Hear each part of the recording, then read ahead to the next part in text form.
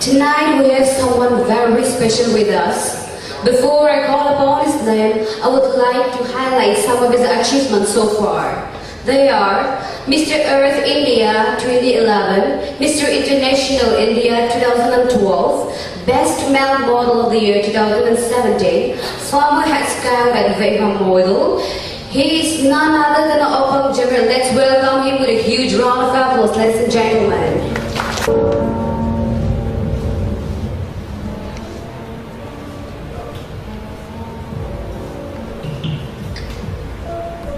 Good evening, ladies and gentlemen. Respected Azungla Imsong, the Administrator of the Incessant Welfare Society Dimapur, Nagaland, and people gathered here this evening. I'd like to highlight something about what it means to be a designer in this fashion industry. So I'll be talking about the fashion forward, the sustainability of fashion, and also the holistic approach as being a young upcoming designer. I've been associated with various designers and worked with the best in the country since 2008. But after achieving the Mr. Earth and Mr. International Opang Jamir have helped me to go further and achieving my goals. Today I'm so proud of working with the greatest designers in the country. So what I've seen in those designers, right now they are design students of the International Welfare Society.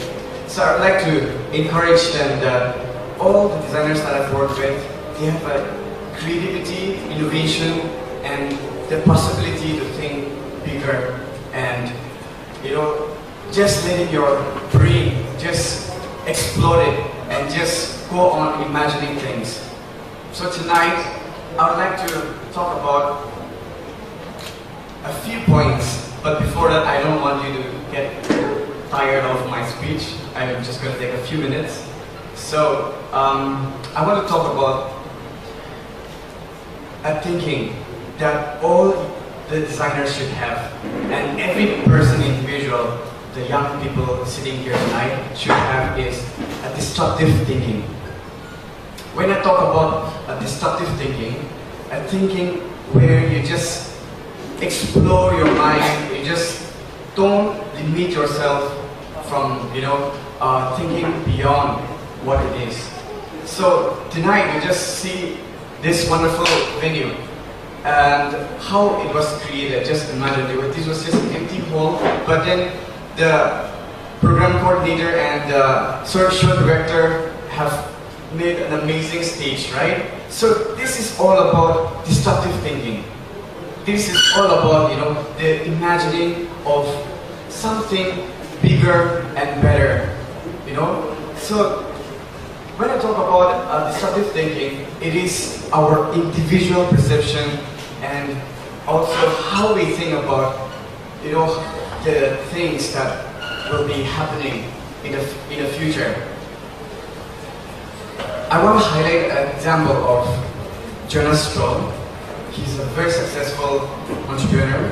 So once Jonas Stroll and his friend, they were sitting in a cafe, and Jonas Stroll's friend asked him, what if everybody in this world in the fashion industry is talking about disruptive thinking, and what if socks do not match? A pair of socks. You can see the socks. I'm wearing a socks which is match. But what if a socks which do not match? And Jonas Stroll, he never limit himself. So he said, wow, that's a great idea, And he took that, step of creating a company called Little Mismatch. And in the Little Mismatch, what he did is he got $19 million funding to create his business, and then that's how he started a socks company where he created 3 socks, and the 3 socks do not match at all. And today it's a brilliant story that Jonas Stroll has created in this fashion industry. And he's been funded by the Build a Beer. You know what is a Build a Beer? They are a very huge company. So Jonas Shaw is being sponsored by the Build a Beer company. And today we live in a world where we have comfort, we have everything, the opportunity. Just look around yourself. Earlier we have the taxi driver, but taxi service and the taxi driver will pick us. But right now we have Uber, we have Ola, we have so many things. And when you have to go for vacation, you have to book a hotel room and you have to book your meal, your breakfast and everything. But now you can just book through online, that is Airbnb, right? And in this hot weather, you don't want to go out from your home and then you just go through your phone, you download an app and that is Amazon, Jabong and Mintra, you can just shop online. So every stages of our life has been changed because of disruptive thinking. And I just want to tell the young designers how to start off thinking destructively. Just go and imagine about a thing that is on a corner of your site that is a cliche thing. You just have to think a little bit about the cliche thing and then you just have to twist the cliche. And you can go online and then see the stereotypes and then you can just check them out and then you just go about with it. And that's how you create the disruptive thinking.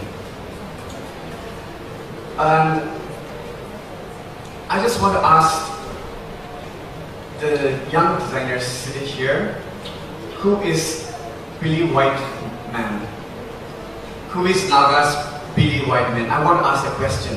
Who is Billy White Man of Nagas?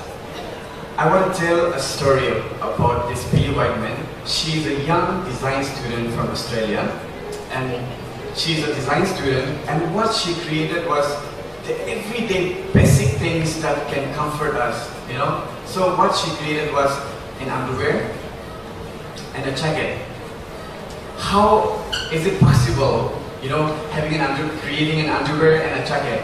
What she created was an amazing thing that is bringing technology and fashion together. So what she did is, by creating the underwear, a person, I'm sure everyone is listening to me maturely, and so just freely think about this with me for a moment.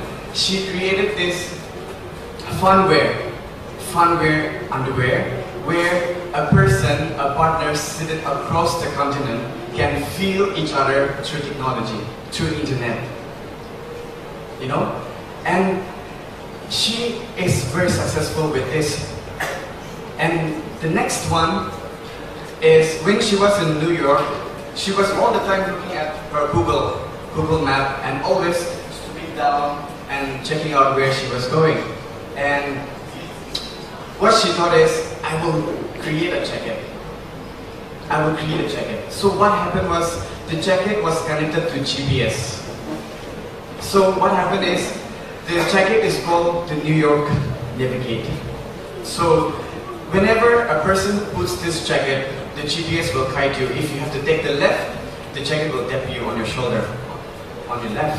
And if you have to take your right, then the jacket will tap you on your right. And if you have to stop, the jacket will tap you twice, double. So that's how she created technology as well as fashion together. That is using technology and fashion. So she's also a common human being like you and I, but she thought out of the box. That's how she created this amazing, successful company, and she's running very successfully. The second and the third person that I want to introduce is Naomi Kinsa, and she is from Jerusalem. What she did is, she is a industrial designer, and what she did is, she was so much of concerned with the environment. Right now the environment is depleting so much that there's global warming, there is a lot of weather changes, climate changes. So she was concerned about it. So what she created was, she created a jewelry, and a jewelry which can be impeded in your skin. And as a lady, she loves jewelry. So by putting the jewelry, it traps the kinetic energy and it produces the energy. And she knows that she's concerned that the fossil fuels are getting depleted yearly, so she was concerned about it. So she created this amazing jewelry, and now the pamphlets are all over the internet right now. So check them out. And the third thing that I want to mention you is how she created was, it's all because she wants to reuse it and recycle it, you know.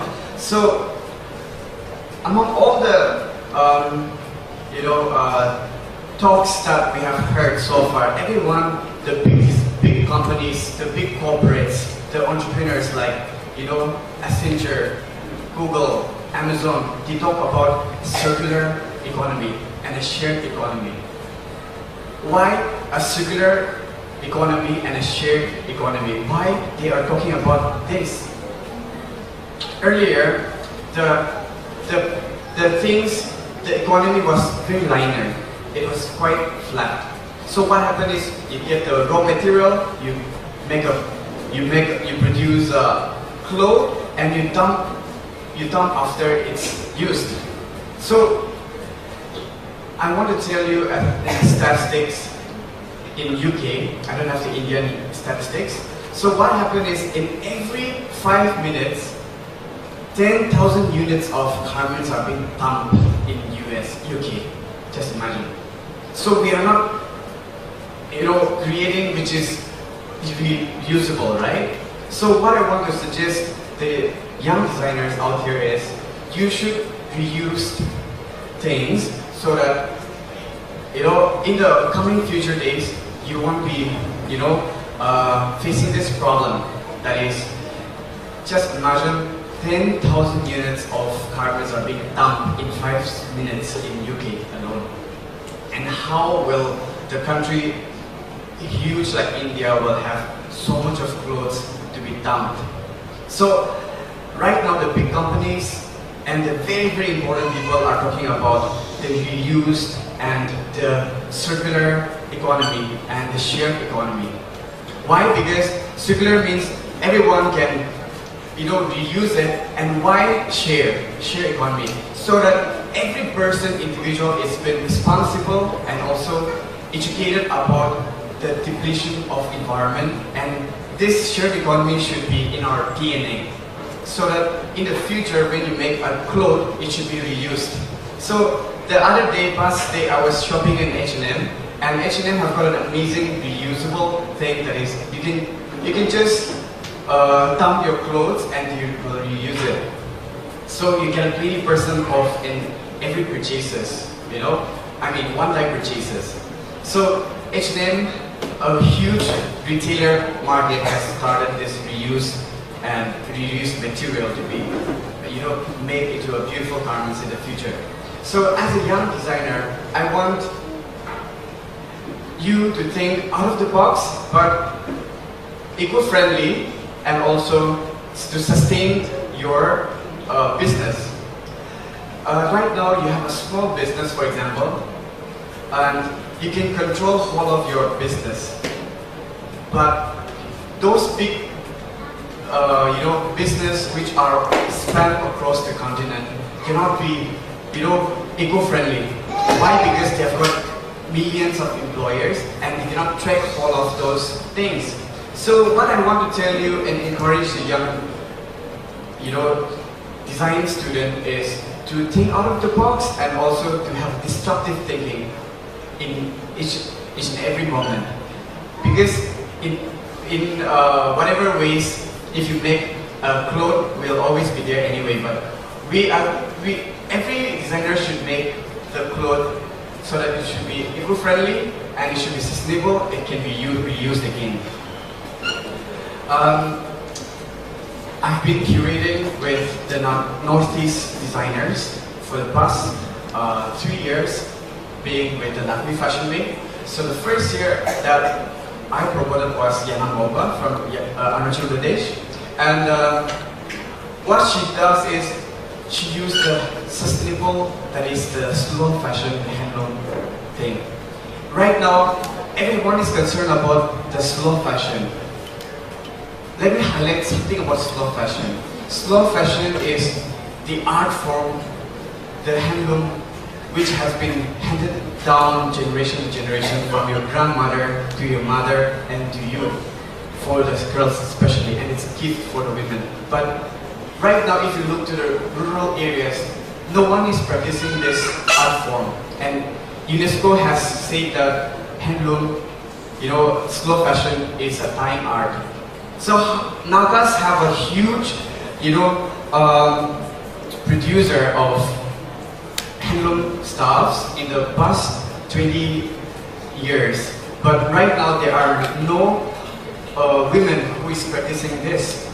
So aren't we concerned about our identity? Because if this slow fashion gets, wiped off from this,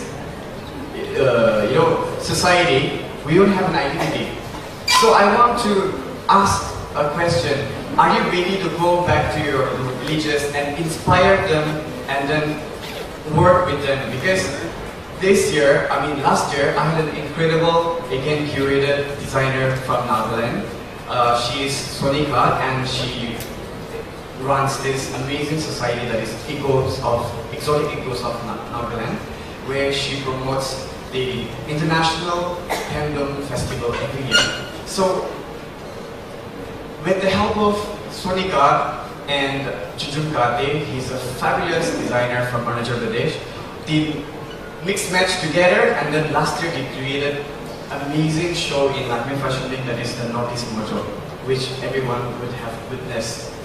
So I want the young design student to think out of the box and go back to the slow fashion, because slow fashion is money. And right now all the big design houses are looking forward to use this textile. So for common people sitting here cannot understand what I am talking about, but those design students, I want them to be aware of this and be educated with this, so that in the future, 5 to 10 years from now, I will be happy to see amazing designers emerging from Nagaland, because we have an amazing taste of clothing, but we don't know how to start up with it and how to go about with it. So as I've worked with the designers, all the designers have a huge responsibility, that is to reuse, to have an eco-friendly, and to take out the box. That's what I've seen in them. So I want all the design students who are graduating from this 2017 batch to have this urge and the innovation in mind, so that they can achieve much bigger goals in their endeavors. So thank you very much for listening, and have a wonderful evening.